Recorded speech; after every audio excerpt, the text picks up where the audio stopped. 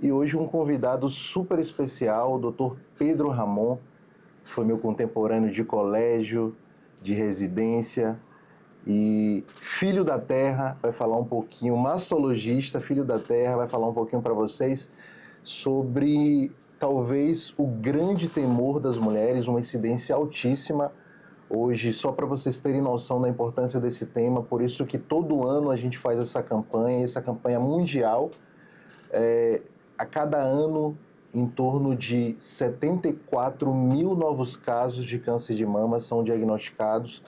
E esse espaço aqui hoje, para você mulher, você que está aí no trânsito, levando seu filhinho para casa, lembrar que você precisa fazer sua mamografia, sua ultrassonografia, seu acompanhamento e seu próprio autoexame das mamas, porque o grande remédio, digamos assim, é o diagnóstico precoce, é o que salva vidas.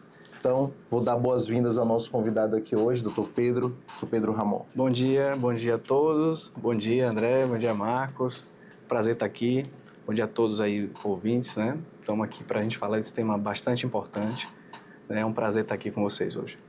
Então, para começar, Pedro, até para informar, o que é câncer de mama, né? Você que milita há um bom tempo nessa área, tem um maior contato com essas pacientes que desenvolvem esse tipo de neoplasia, de tumor, né? De problema, de doença. Sim. O que é câncer de mama? Bem, assim, como você falou, né, uma doença bem importante, que a gente está aqui relembrando todo outubro, né, fazendo essas campanhas de conscientização. São, assim, como você disse, casos, né, cada vez mais aumentando a incidência. A gente tem cerca de 70 mil casos. É um terço de todos os casos de câncer novos diagnosticados aqui no Brasil. Então, a importância é muito grande. O câncer da mama, na verdade, ele nasce, né, de uma célula que sofre uma mutação. Essa mutação, ela faz com que a célula tenha a capacidade de se produzir indefinidamente, sem o controle do nosso corpo, sem o nosso mecanismo de controle. E essas células, elas vão criando um tumor que vai invadindo os órgãos, crescendo de forma, né, descontrolada, invadindo órgãos que podem ser locais ou à distância, que a gente conhece como metástase, né? E esse câncer, ele pode ser originado dentro da mama, nas estruturas mais comuns, que são os ductos, que é o que drena o leite, e os lóbulos, que são os órgãos que produzem, né? As organelas que produzem leite. Certo. Então, aí é que entra a importância, Pedro, do diagnóstico precoce, né?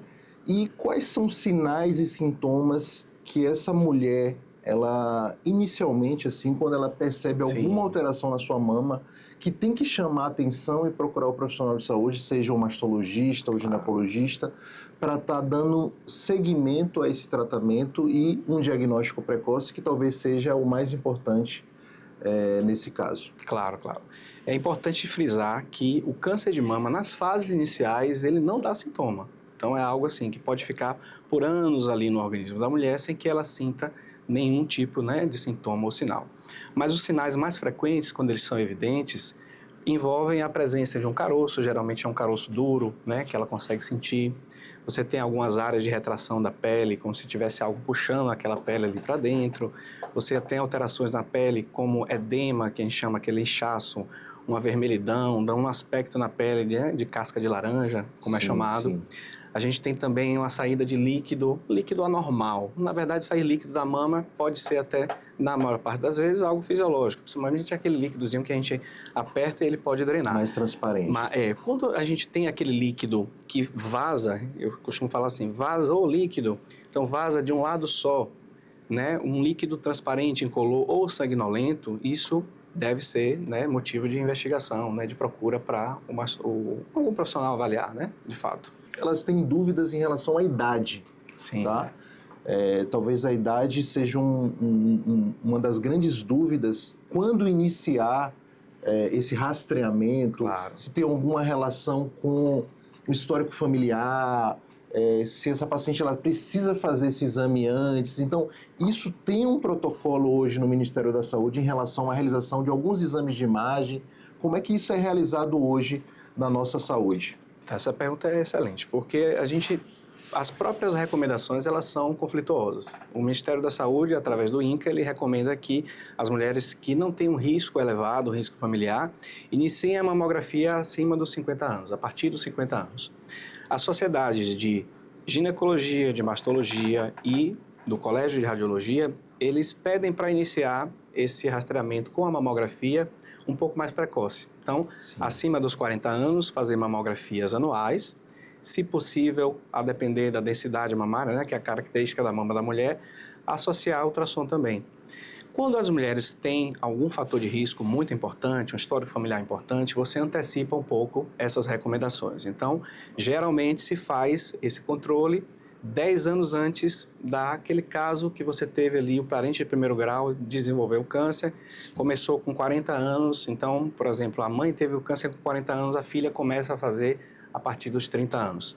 Essas pacientes, obviamente, né, com risco familiar, elas têm que ser bem acompanhadas, é bom, interessante que isso seja conduzido por um profissional de saúde. Porque muitas vezes ela pode ter uma genética, né, Sim. uma mutação genética já familiar. Isso Sim. precisa ser investigado, né? Com certeza. A gente tem um caso famoso aí, antigo, da Angelina Sim, Jolie, né? Que fez a mastectomia profilática. E, então, existe uma série de rastreamento dessa paciente, ou seja, isso é personalizado de acordo com uma anamnese detalhada, um histórico familiar, para que a gente possa dar seguimento nessa paciente. Em relação à prevenção e estilo de vida, existe algum fator que tem uma relação mais íntima com o desenvolvimento desse tipo de câncer? Pronto, então, essa pergunta é fundamental. Então, a gente vai tentar identificar os fatores de risco, né? Os fatores de risco tem aqueles que a gente não modifica, por exemplo, o fato da mulher ser mulher já é um fator de risco, né? Homens têm câncer de mama, mas são a minoria. Então, a mulher ser mulher acima dos 50 anos, então, quando você atinge aquela idade dos 50 anos, ao passo que você vai passando os anos, você vai ter um risco maior de ter câncer de mama. Sim. Mulheres que não amamentaram, elas infelizmente têm um risco maior, tiveram filho acima dos 30 anos, começaram a menstruar cedo, deixaram de menstruar tarde, né, com essa exposição aos hormônios, elas vão ter os fatores de risco e vai ter uma chance um pouco maior de desenvolver câncer da mama. Frisando sempre que o câncer da mama genético, né, aquele hereditário, que passa Sim. de mãe para filho, aquilo é uma minoria. Muita gente chega no consultório com muitas dúvidas acerca disso, mas a grande maioria dos cânceres de mama, cerca de 90%, eles não estão associados com a genética hereditária. Mas esses casos genéticos ali, cerca de 10 a 5%, eles precisam ter um acompanhamento um pouco mais de perto, né? E essas pacientes, especificamente, inclusive, elas vão se beneficiar de algumas estratégias de redução de risco. A gente pode falar daqui a pouquinho, né, sobre as cirurgias.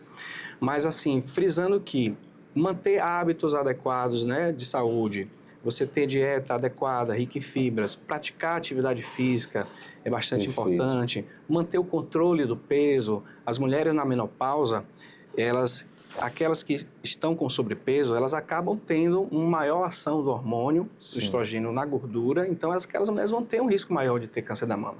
E um fator protetor, inclusive, é a prática de atividade física. A gente tem pesquisas que mostram que 30% de redução, quando você pratica atividade física, você consegue atingir isso daí, redução de risco, né? Quando você avalia a paciente, que você percebe que no exame você tem uma grande suspeição de ter esse tipo de lesão, qual o primeiro passo? Ou numa mamografia que você identifica algum achado, ou numa outra sonografia que você identifica um nódulo, até para tranquilizar a paciente, claro, que o diagnóstico precoce ele é muito importante. Então, a paciente fez uma ultrassonografia, tem um nódulo suspeito. O que é que o mastologista faz nesse caso para depois a gente passar para outros casos maiores, né? Sim. O que a gente tem de tratamento disponível hoje no SUS, na rede privada, o que a gente tem mais de avançado hoje na cirurgia plástica, Sim. mastologia, na oncoplástica, né? Para a gente estar explicando, né? E elucidando para os nossos ouvintes aqui sobre essa tão temida doença que, quando diagnosticada precocemente, salva vidas. Exato. Esse diagnóstico precoce é importante porque nas fases iniciais você tem uma chance de cura de cerca de 95% a 99%. Perfeito. Então, a paciente que vai fazer um exame que ela identifica nódulos, primeira coisa, se tranquilizar. A maior parte dos nódulos que surgem na mama são nódulos benignos, de fato. Obviamente que se você tem uma suspeição, você vai ter que fazer uma investigação. E a gente lança mão de artifícios como a biópsia, né?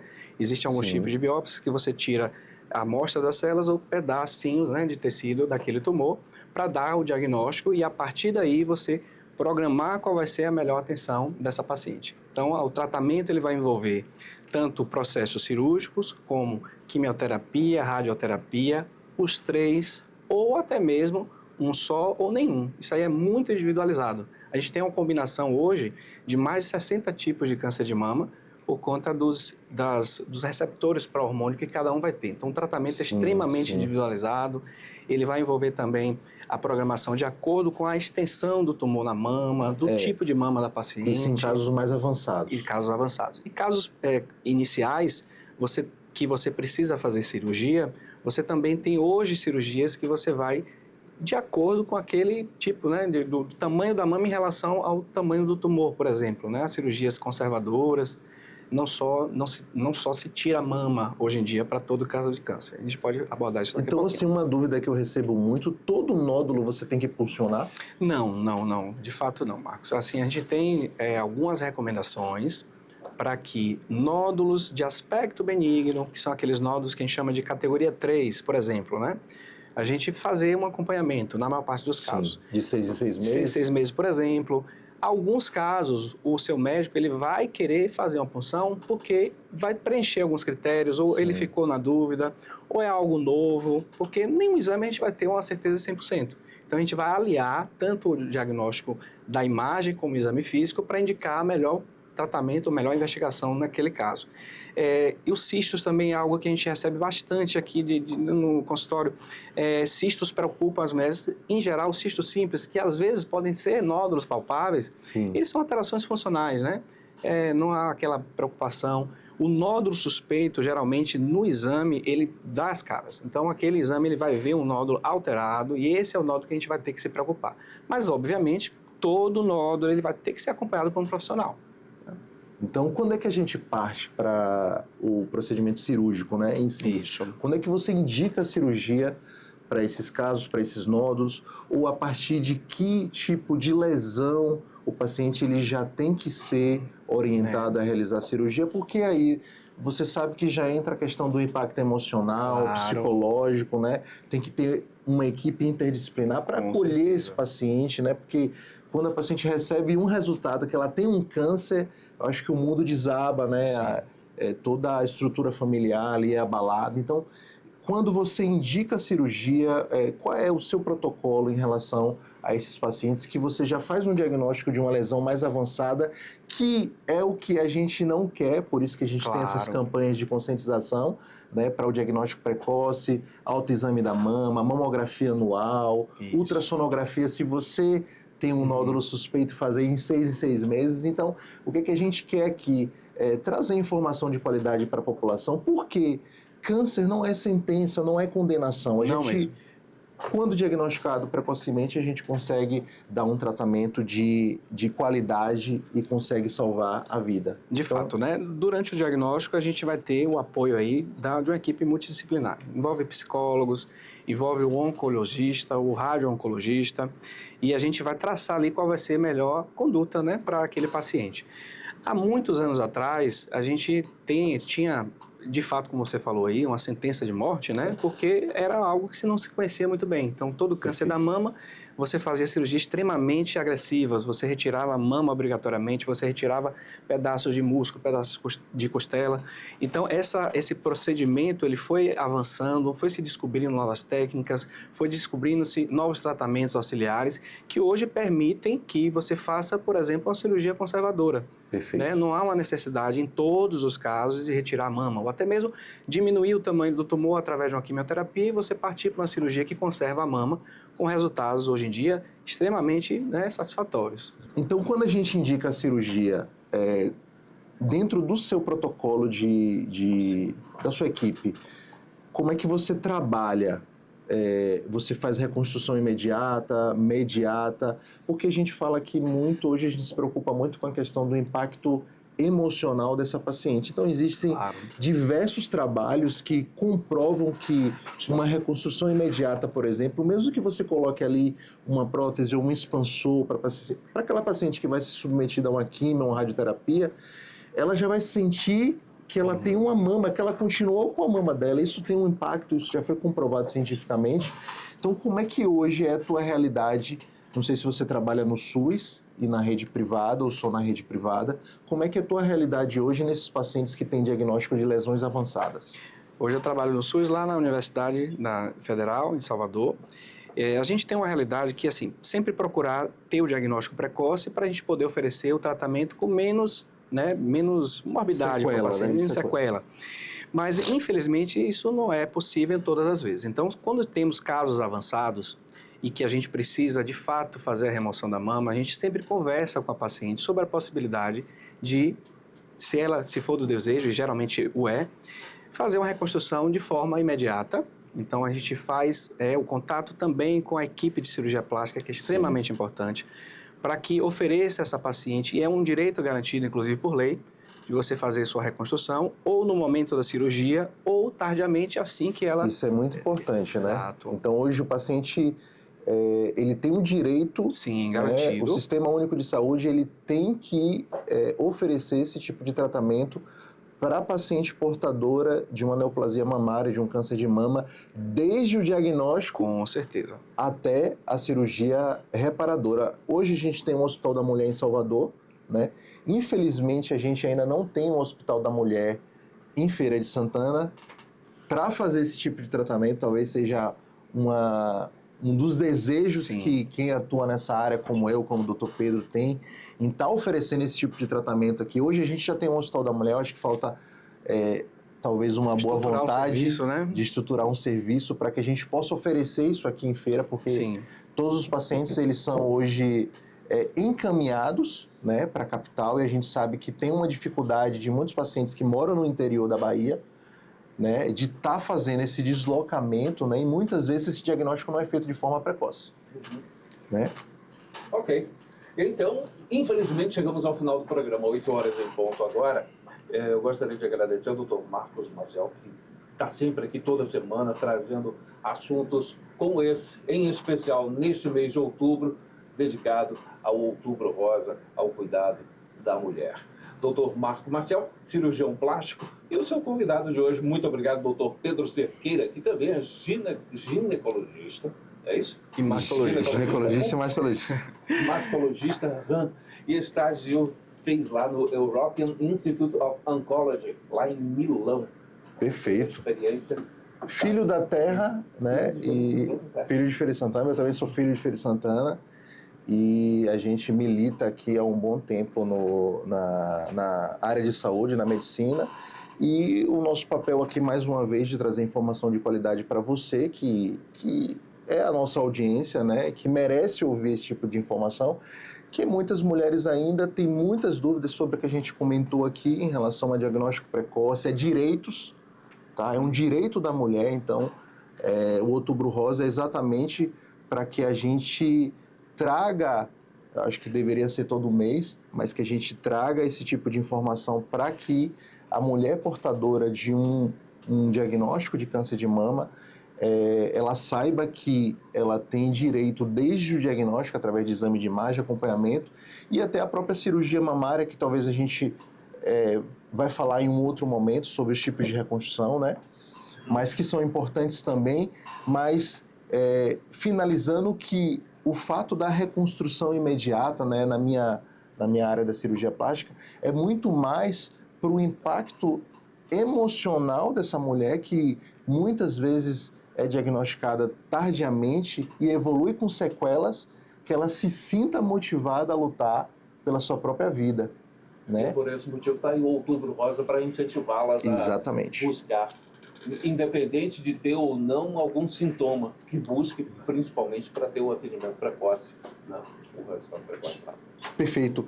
Pedro, endereço aqui em Feira de Santana do teu atendimento? Aqui eu atendo no GBO, na Clínica Integrada. Comecei a atender na Master Saúde, no Hospital Ortopédico. Sim. Também fico aqui no IDM.